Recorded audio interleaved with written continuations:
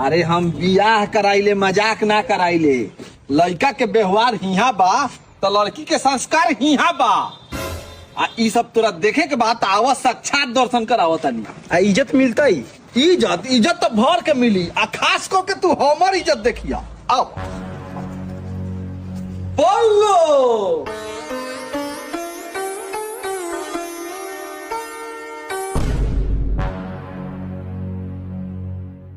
लड़का में गलती बा बोलो घर में कौन समस्या चलता का? अरे माधर सबसे बड़ा समस्या तो हमरा लाइफ में तू देले बारे माधर चोद।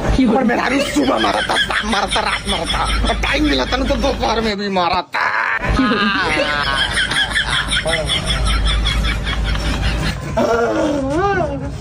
भाग फिर की